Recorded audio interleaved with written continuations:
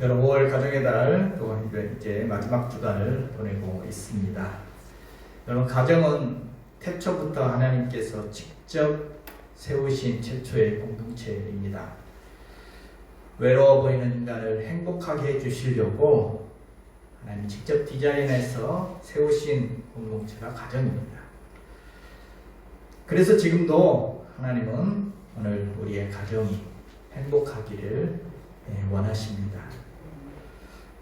미국의 한 리서치 기관에서 전 세계 선진국 17나라에 19,000명에게 물어봤습니다. 똑같은 질문을 던졌습니다.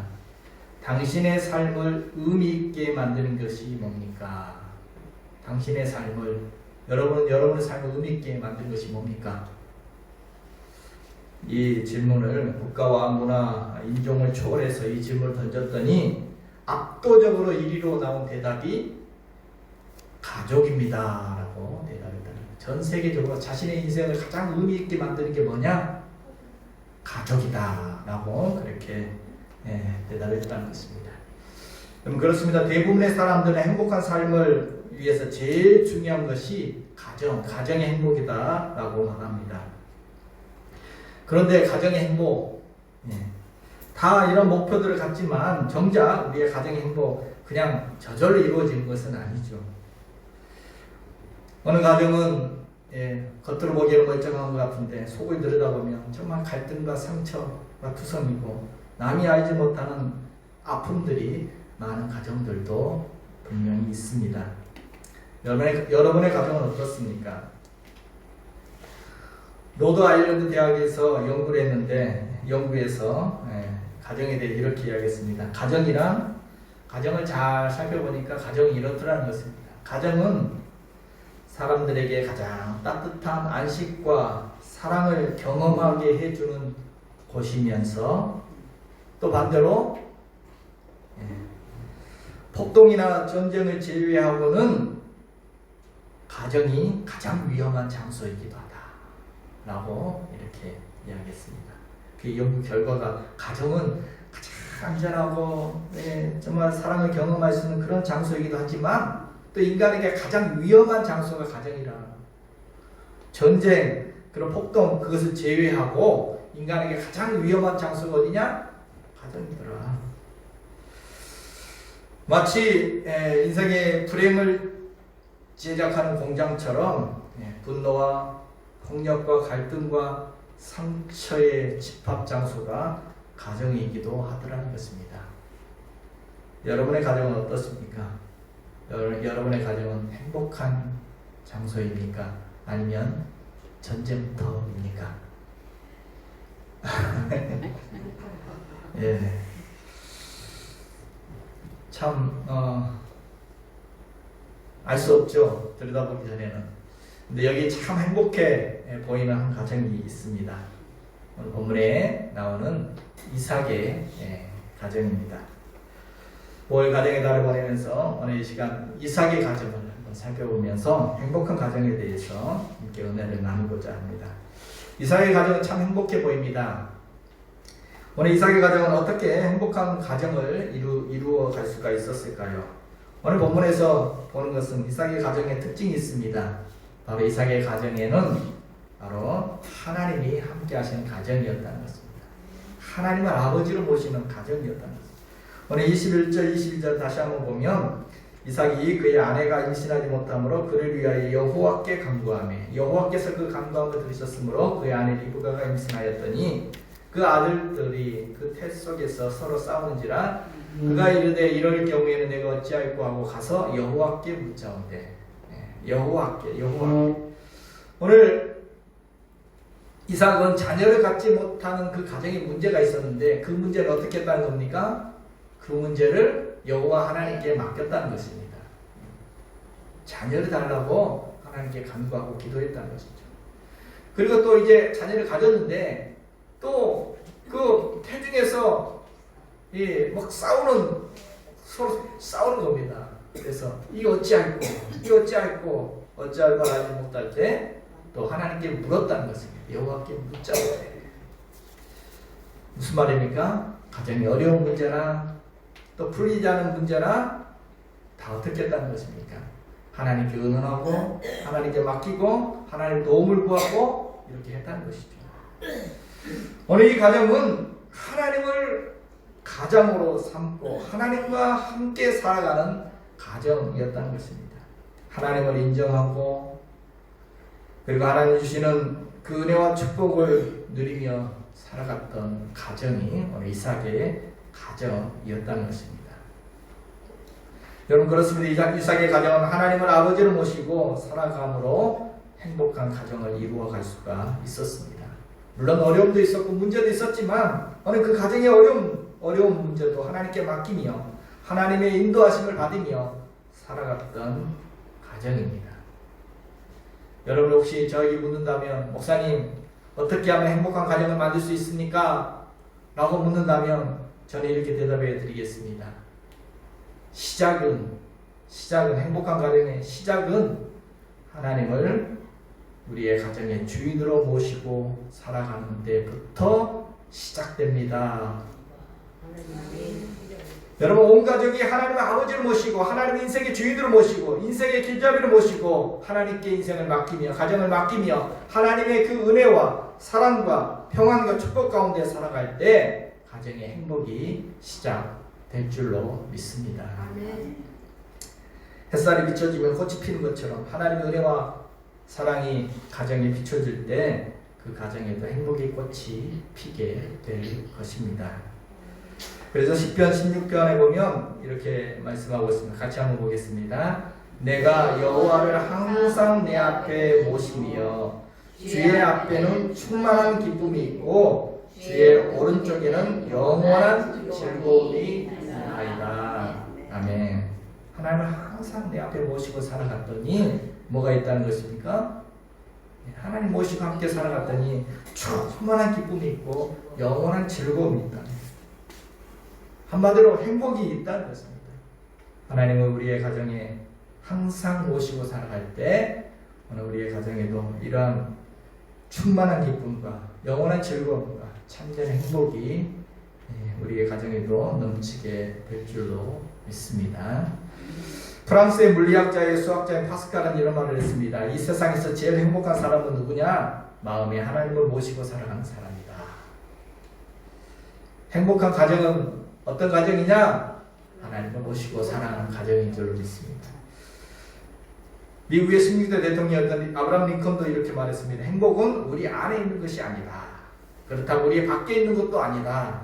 행복은 우리가 하나님과 연합하는 데 있다. 하나님과 함께하는 데 있다라고 말하고 있습니다. 감리교를 만들었던 존 웨슬리도 이런 말을 했습니다. 하나님을 떠나서는 행복이란 없다 라고 이야기했습니다. 그렇습니다. 하나님을 모시고 살아가는 사람은 행복한 사람인 줄로 믿습니다. 하나님을 모시고 살아가는 가정은 행복한 가정인 줄로 믿습니다. 왜요? 바로 하나님 아버지의 은혜와 사랑을 누리며 살아갈 수 있기 때문입니다. 근심, 걱정, 염려, 문제들을 하나님께 맡기며 살아갈 수 있기 때문입니다. 하늘의 평화를, 하나님 주신 평화를 누리며 살아갈 수 있기 때문입니다. 하나님을 모시고 함께 살아가는 가정은 천국을 누리며 살아갈 수 있을 줄로 믿습니다. 여러분 아이는 누구와 함께 할 때 제일 행복해요? 아이는 엄마와 함께 할 때 제일 행복합니다. 오늘 우리는 주님과 함께 살아갈 때 제일 행복할 수 있는 줄로 믿습니다. 참 만족이 있는 줄로 믿습니다. 고린도후서 3장 5절 같이 한번 보겠습니다. 우리의 만족은 오직 하나님으로부터 나느니라. 아멘. 우리의 만족이 어디서 와요? 우리의 행복이 어디서 와요? 오직 참 행복과 참 만족이 하나님께로부터 나는 줄로 믿습니다. 그래서 우리가 찬송가 가운데 우리가 좋아하는 찬송 가운데 438장 3절에 보면 이런 찬양이 있죠. 높은 산이 거친 들이 초막이나 궁궐이나 내 주 예수 모신 곳이 그 어디나 하늘나라. 할렐루야 찬양하되 내 모든 죄 사함 받고 주 예수와 동행하니 그 어디나 하늘나라. 여러분 가정을 하늘나라처럼 천국처럼 세워가기를 원하십니까? 좋은 집에 사는 것이 행복이 아니라, 궁궐에 사는 것이 행복이 아니라 초막에 살아도 행복은 조건이 아닙니다. 사랑은 주님 모시고 살아갈 때 그 어디나 하늘나라 천국인 줄로 믿습니다. 아멘. 주님과 동행하며 사는 저와 여러분이 행복한 사람이요, 하나님을 아버지를 모시고 살아가는 저와 여러분의 가정이 행복한 가정인 줄로 믿습니다. 아멘. 또한 오늘 이삭의 가정은 어떻게 행복한 가정을 이루어갈 수가 있었을까요? 21절을 같이 한번 보겠습니다. 이삭이 그 아내가 임신하지 못함으로 그를 위하여 여호와께 간구하매 여호와께서 그의 간구를 들으셨으므로 그의 아내 리브가가 임신하였더니. 아멘. 여러분, 성경의 인고 부부라고 말하는 이삭과 리브가도 결혼한 지 20년 동안 자녀가 없었습니다. 자녀가 없었습니다. 그렇다고 해서 그 가정이 이 문제를 가지고 서로 싸웠느냐, 당신 때문에 뭐 이렇게 말하지 않습니다. 당시에는 자녀를 갖지 못하면, 당시에는 아이를 낳지 못하면 여자의 책임으로 돌렸습니다. 그래서 여자의 아이를 갖지 못하면, 특별히 아들을 갖지 못하면 여자의 부끄러움으로 여기던 그런 시대였습니다. 그러니까 당연히 이삭은 20년 동안 자녀를 낳지 못하는 아내를 향해서 분명히 이야기할 수 있었을 것입니다. 예. 당신 때문이야, 너 때문이야. 그러나 오늘 이렇게 몰아세우지 않죠. 아내의 문제로 이삭은 몰아세우지 않습니다. 어떻게 합니까? 도리어 이삭은 어떻게 했다고 말하고 있습니까? 이삭이 그의 아내가 임신하지 못함으로 어떻게 했습니까? 그를 위하여 여호와께 간구했다. 아내를 위해서 기도했다. 그런 아내를 위해서, 위하다는 말이 중요하죠. 아내를 위해서 하나님께 간구했다. 그냥 단지 우리 가정에 자녀가 없을 자녀를 주십시오 이런 기도가 아니라, 아내를 위해서, 아이를 낳지 못하는 그 아내가 어떤 마음일까, 어떤 아픔일까, 아내의 마음이 정말 어떤 심정일까, 그 아내의 아픔을 알고 그 아내의 고통을 품고 아내를 위하여 사랑으로 기도했다는 것입니다. 이게 가정이죠. 여러분, 진정한 가정은 이런 어려움이 있고 삶의 가정에 문제가 있고 이런 어려움이 있을 때 도리어 더욱 서로를 위해주는 사랑을 확인하는 것이 가정입니다. 가족은 어려울 때 도리어 더욱 서로가 고마운 존재임을 발견하는 것이 가족입니다. 가족은 어려울 때 더욱더 더 끈끈해지고 더 가까워지는 것이 가족입니다. 여러분의 가정은 어떻습니까? 또 28절을 보면, 28절도 같이 보겠습니다. 이삭은 에서가 사냥한 고기를 좋아하므로 그를 사랑하고 리브가는 야곱을 사랑하였더라. 아버지 이삭은 큰아들 에서를 사랑했습니다. 더 사냥도 하고 듬직하고 그러니까 그 모습 보고 사랑했고, 또 리브가는 그 야곱을, 집안일을 돌보는 그 야곱을 사랑했다는 것입니다. 사랑했다는 말이 반복되고 있습니다. 이 가정은 기본적으로 사랑이 넘치는 그러한 가정이었음을, 따뜻한 가정이었음을 알 수가 있습니다. 여러분, 그렇습니다. 오늘 이삭의 가정은 가족 간에 서로를 사랑하며 살아가는 그러한 행복한 가정이었다는 것입니다. 여러분, 행복은 먼 데 있지 않습니다. 가족 간에 서로 사랑하고 살아가는, 오손도손 살아가는 거기에 우리의 행복이 있는 줄로 믿습니다. 아멘. 보리가 잔뜩 뜬다고 따뜻해지는 것이 아니죠. 상처 주는 말이 난무하는 가정은 냉기가 흐릅니다. 엄마 아빠가 큰 소리 치면 아이들은 벌벌 떱니다. 따뜻한 사랑이 넘치는 가정은 아이들의 마음에도 온기가 넘치고 얼굴도 활짝 핍니다. 행복의 온도는 뭘로 높여요? 행복의 온도는 사랑으로 높일 수가 있습니다. 우리가 지난주 보았지만 에덴 동산 그 최고의 낙원에서 살던 아담도 행복해 보이지 않았습니다. 좋아 보이지 않았습니다. 그래서 아담을 행복하게 해주려고 하나님이 뭘 준비했습니까? 다른 최고의 낙원을 만들어놔도 행복해 보이지 않아요. 그래서 하나님이 아담을 행복하게 해주려고 만들었던 것이 바로 사랑스러운 하와를 만들어 주었습니다. 그러자 비로소 아담의 얼굴이 활짝 피었어요. 벌쩍벌쩍 뜁니다. 기뻐 뜁니다. 비로소 그 에덴 동산이 최고의 낙원이 될 수가 있었습니다. 혼자는 외롭습니다. 인간은 함께 살아갈 때 더 행복할 수 있도록 창조되었습니다.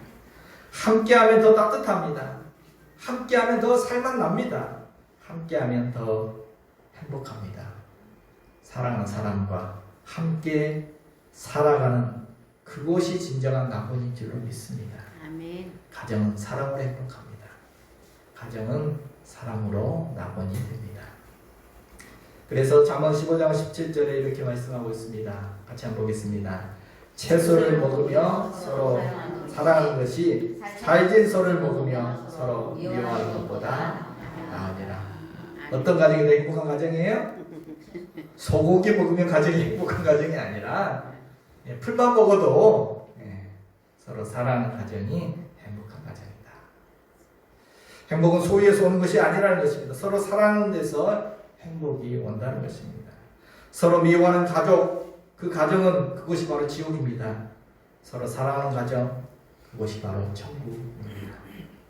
그래서 하나님은 오늘 우리가 행복하기를 원하셔서 자녀된 우리가 이 땅에서 행복을 천국을 누리며 살아가기를 원하셔서 성경에 수없이 하시는 말씀이 서로 사랑하라, 서로 사랑하라. 그건 하나님 위해서 하신 말씀이 아닙니다. 오늘 우리의 행복을 위해서 우리에게 주시는 하나님의 말씀입니다. 연세대학교 심리학 교수인 서은국 교수는 행복 심리학자로 알려져 있습니다. 행복에 대해서 30년 동안 연구했대요. 30년 동안 행복이 뭔지를 연구해서 그가 행복의 기원이라는 책을 썼는데, 이 행복의 기원에 보면 행복에 대해서 여러 말들을 하고 있습니다. 이 책을 좀 요약해 보면 행복이 뭐냐? 30년 동안 연구해 보니까, 이 심리학자가 30년 동안 연구해 보니까 행복은 이런 것들이라는 것입니다. 한번 보겠습니다. 행복은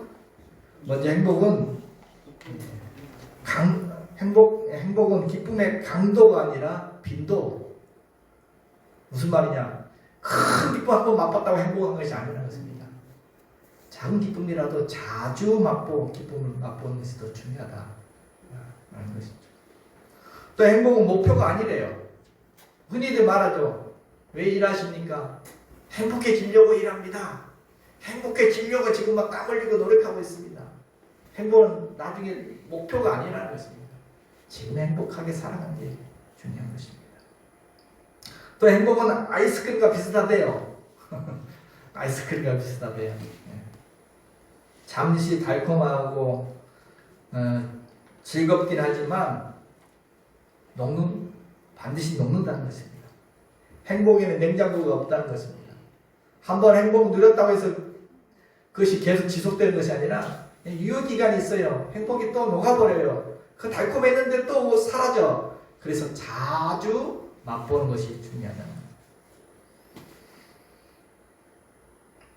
그래서 사람과 즐겁고 좋은 경험들이 자주 많을수록 더 행복해질 수 있다라고 이야기하고 있습니다.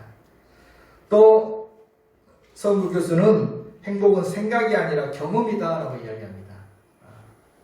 나는 행복하다 생각한다고 행복해지는 것이 아니라 좋은 사람과 함께하는 그런 즐거운 경험들이 많이 쌓일수록 행복감이 높아지게 된다 라고 말합니다. 그래서 결론적으로 행복 심리학자 서은국 교수는 행복해지려면 이렇게 해보라 라고 제안을 합니다. 좋은 사람과 함께 자주 밥 먹어라 라고 이렇게 이야기합니다. 좋은 사람과 합니다. 싫은 사람과 아니라 직장 상사와 이렇게 밥 먹는 게 아니라 내게 스트레스 주는 사람과 아니라 좋은 사람, 좋아하는 사람, 내가 좋아하는 사람과 시간을 자주 보내며 함께 식사를 하라는 것입니다. 그럴 때 행복해질 것이다. 그러면서 한번 체크해 보라라고 이야기합니다. 여러분 한번 체크해 보십시오. 요새 최근에 좋아하는 사람이랑 희덕거리면서 노는 장면을 얼마나 자주 만들며 살고 있습니까? 어쩌다 한 번입니까? 아니면 자주 이런 장면을 만들며 살아가고 있습니까? 이런 장면들이 없다면 남들 보기에는 뭐 엄청난 대단한 인생을 사는 사람처럼 보여도 그 삶은 공허할 수밖에 없다. 반대로 겉보기에는 별것 없는 집안 같아도, 별것 없는 가정 같아도 이러한 경험들이 풍부한 삶을 살아가는 사람은 행복감이 굉장히 높다라고 말하고 있습니다. 여러분 어떠세요? 희덕거리며 자주 이렇게 즐거운 경험들을 자주 하고 계십니까? 그는 지난 30년간의 행복에 관한 연구의 압축판으로, 행복에 관한 많은 연구의 교집합으로 결국 행복은 사람과의 관계다. 사람이다. 좋은 사람과 함께 즐거운 시간을 자주 갖는 경험을 쌓아갈 때 우리는 더 행복해질 수 있다라고 행복 전문가는 이렇게 이야기를 하고 있습니다. 사랑하는 사람과 함께하는 소소한 일상들이 우리 행복이라는 것이죠.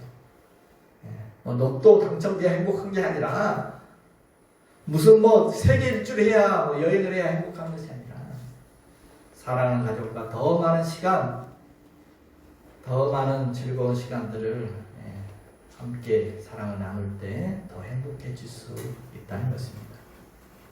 어려움도 아니죠. 할 수 있죠. 옛날에 한 광고 문구에 가족이란 이런 것이다 라고 이렇게 TV 광고에 이렇게 나온 적이 있었습니다. 가족이란 힘들 때 어깨를 내어주고 울 때 더 울어주는 사람, 아플 때 나를 지켜줄 사람이 가족입니다. 나보다 더 아파하고 나보다 더 기뻐하고 나보다 더 슬퍼해주고 나보다 더 나를 사랑하는 사람이 바로 가족입니다.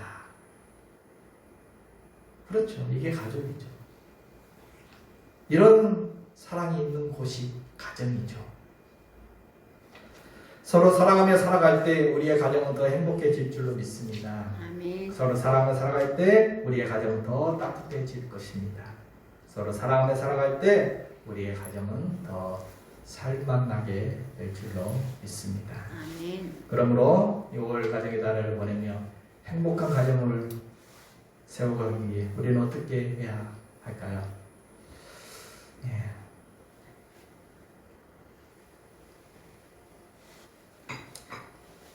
대단히 어려운 것을 주문하고 싶지는 않습니다.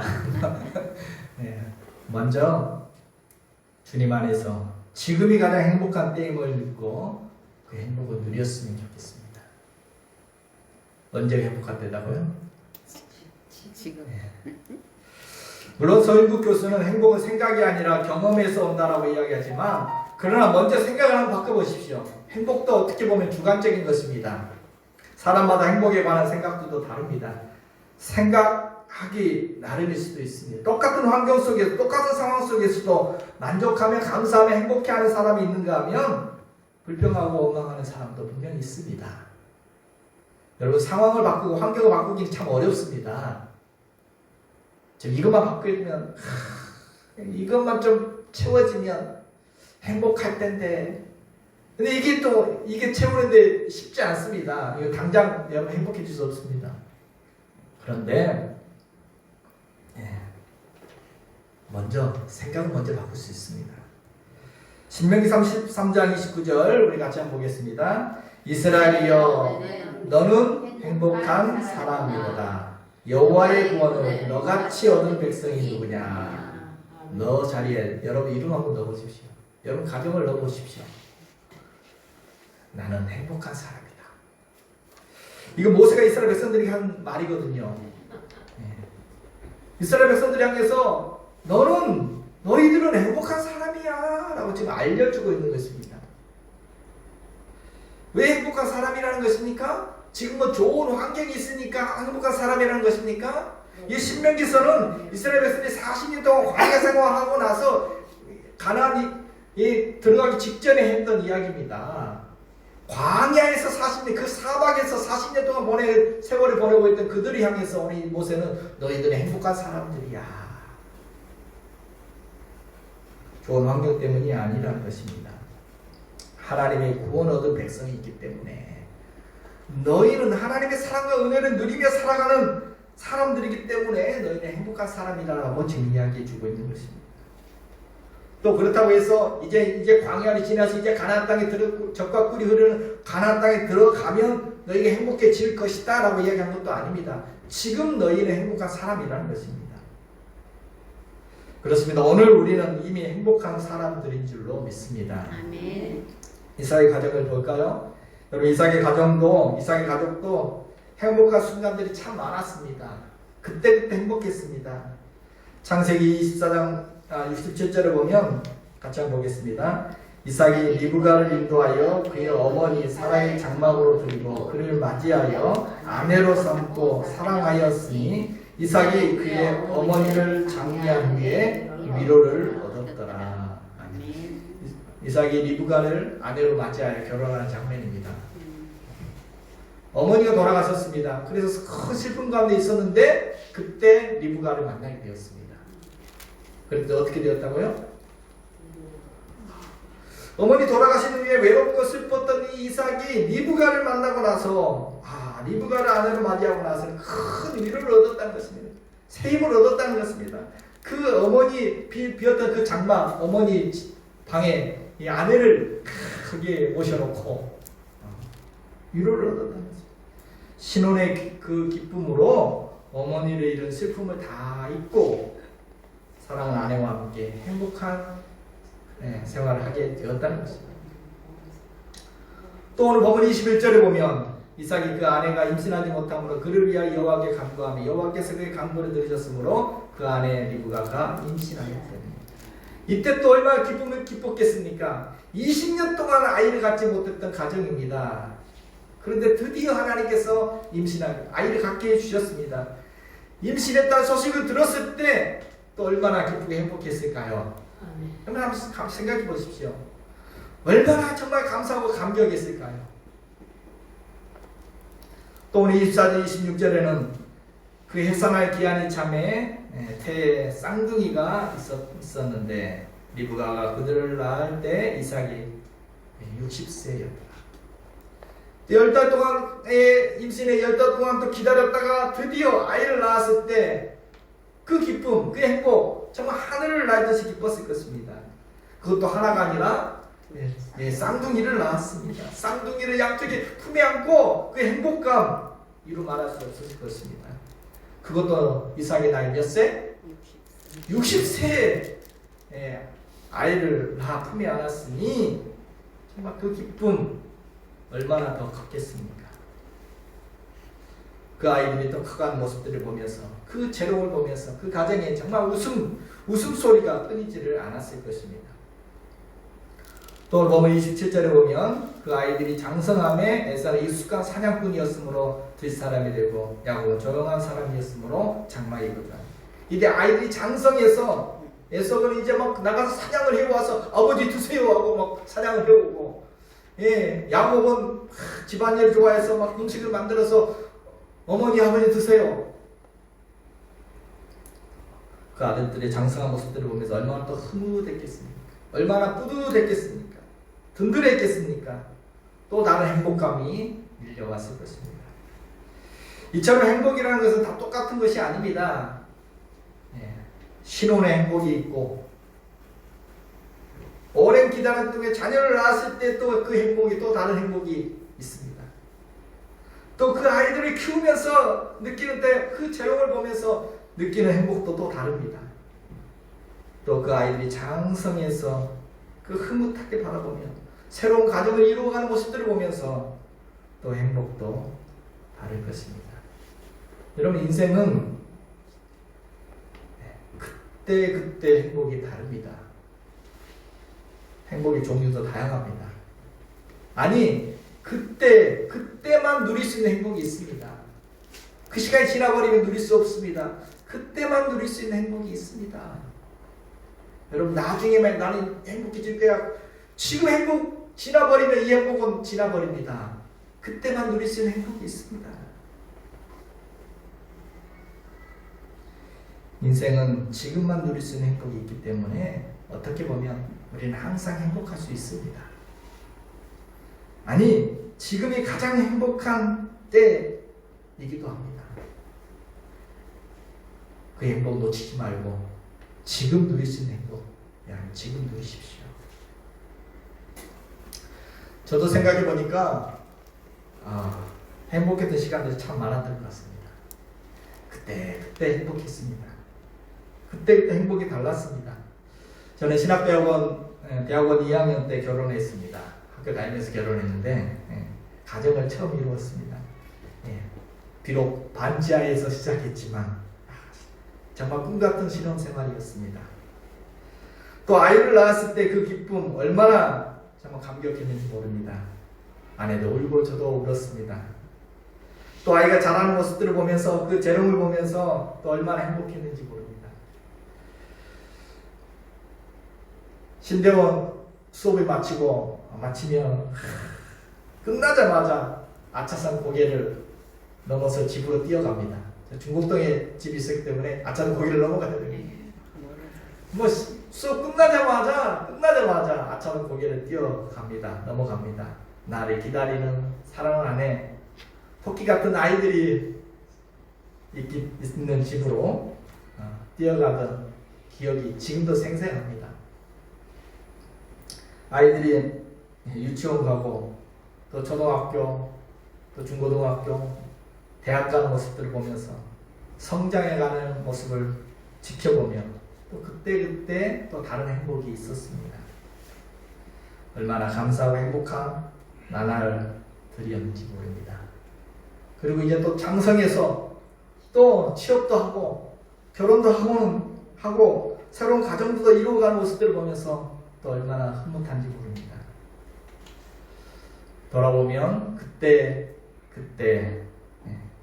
그 순간 가장 행복한 때였다는 것을 새삼 느낍니다. 여러분은 어떻습니까? 지금도 또 다른 행복을 누리며 살아가고 있습니다. 여러분, 그러고 보니 항상 행복한 때였고 또 지금이 가장 행복한 때인 줄로 믿습니다. 아멘. 여러분, 인생의 전성기 언제입니까? 여러분, 지금 이제 막 하락길입니까? 얼마나 슬퍼요. 그러면 아닙니다. 그때마다 여러분 인생에 10대 전성기가 있고 20대 전성기, 30대 전성기, 40대, 50대, 60대, 70대, 80대, 90대, 또 그 시대의 전성기.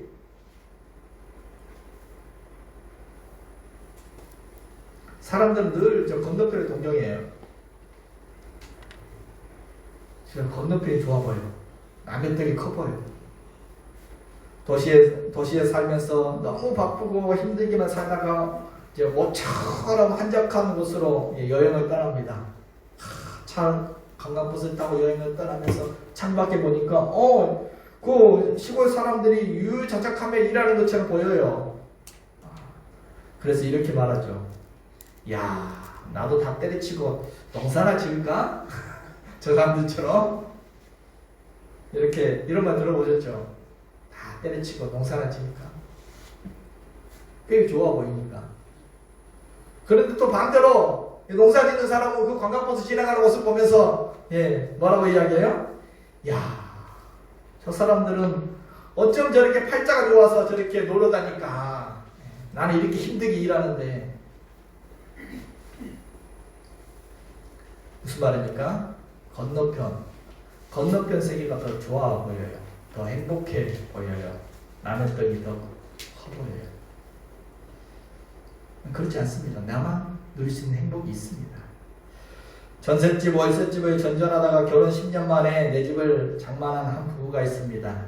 그래서 이제 새로운 집으로 이사하는 날 부부는 너무 행복했습니다.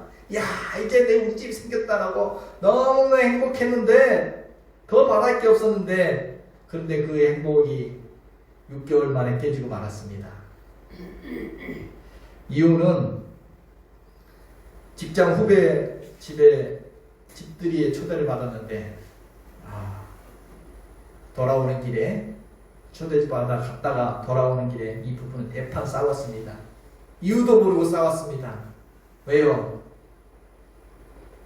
결혼한 지 얼마 안 된 그 후배 집이 우리 집보다 더 높고 좋았던 것입니다. 행복하게 살다가 그 집 보고 나서는 대파 싸움. 상대적 박탈감이라고 그러죠.